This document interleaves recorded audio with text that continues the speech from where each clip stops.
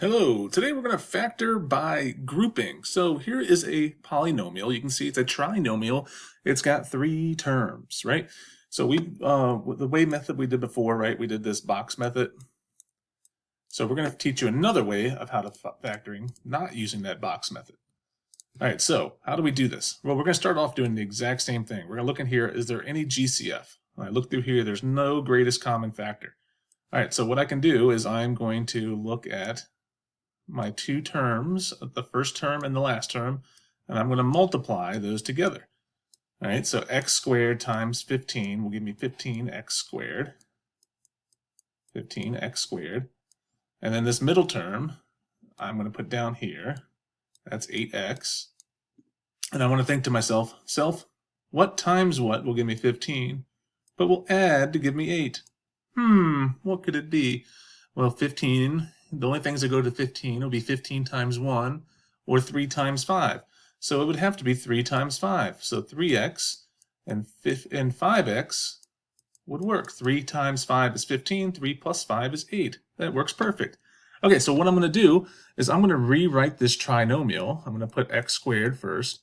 And instead of writing that 8x, I'm going to write these two terms that I broke 8x down into. I'm going to write 3x and 5x. So it's positive, so I'm going to put a plus 3x. And then the 5x is also positive, so I'm going to put a plus 5x. And then this 15 goes at the end, just like how it was. And then there is a new polynomial, and it's got 4 terms. Okay, so what we're going to do is factor by grouping. Okay, so when I factor by grouping, what am I doing? Is I'm going to group my first two terms together, this x squared and this 3x. All right, then I look inside and I say, what does x squared and 3x have in common? Oh, well, they both have an x, so I can pull out an x. Anything left is going to stay inside the parentheses. X squared, if I take away an x, that will leave me with x. 3x, if I take away an x, that will leave me with 3. Tee-hee. So it's left with 3. All right. So now I can do the same thing for my my other two terms. I have a 5x and a 15. I'm going to group those together. And I'm going to say, all right, what do they have in common? What's the greatest common factor between those two? Well, I can pull out a 5. 5 goes into both of those. So it's a positive 5, so I'm going to put a plus 5. And then inside my parentheses is going to be what's left over. Well, if I had 5x and I took away a 5, that just leaves me with x. If I had 15 and I'm dividing it by 5, that's going to leave me with 3. Tee-hee. So inside my parentheses, you can see here that both of my parentheses are the same, x plus 3 and x plus 3. So that is one of my factors. That's a greatest common factor of this polynomial here. So x plus 3 is one of my factors. My other factor is what's left over. This right here, this x and this plus 5. That is my other factor. So I can write that in parentheses, x plus 5. And those are my two factors when I factored this polynomial, x plus 5 and x plus 3. If I wanted to, I could check my work by doing a box, right? Doing the box method and put x5 and x3 here. X times x will give me x squared. X times 3 will give me 3x. X times 5 will give me 5x. 5 times 3 gives me 15. And that gives me my original thing that I had up here, right? So I know I got it right. So this right here is our answer, x plus 5 and x plus 3. Do one more example. I have 3x squared minus 17x plus 10. First thing I want to do is say, all right, is there any greatest common factor? And nope, there is not. So I'm going to take my first term and my last term and put it in my little x thing over here to figure out my factors. So 3x squared times 10. If I do that, I get 30x squared.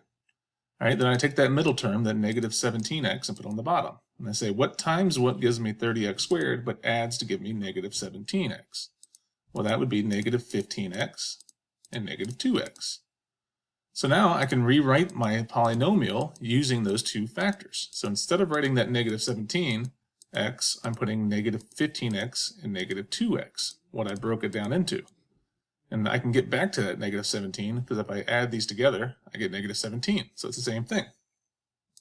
All right, so then I'm going to group my first two terms together.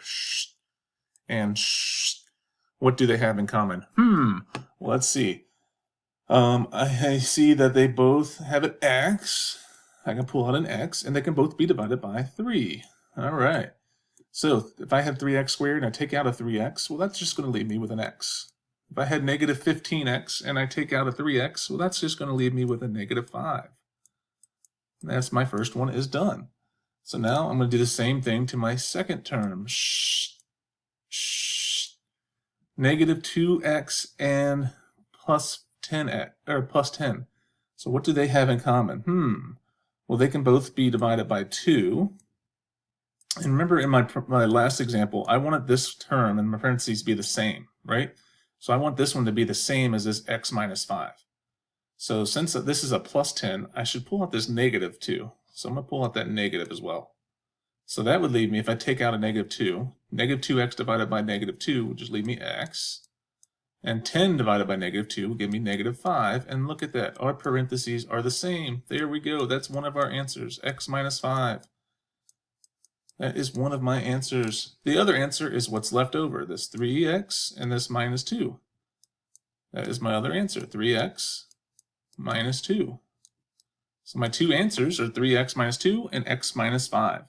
And if I wanted to, like I said, I could always check my work. I could plug it back into the box. And I have 3x and negative 2. And I have x and minus 5. 3x times x gives me 3x squared. X times negative 2 gives me negative 2x. 3x times negative 5 is negative 15x. Negative 2 times negative 5 gives me 10, positive 10. And this right here, everything inside my box looks exactly like what we started with. So we are good. All right, so that's how we group by factor. I hope you have a great day.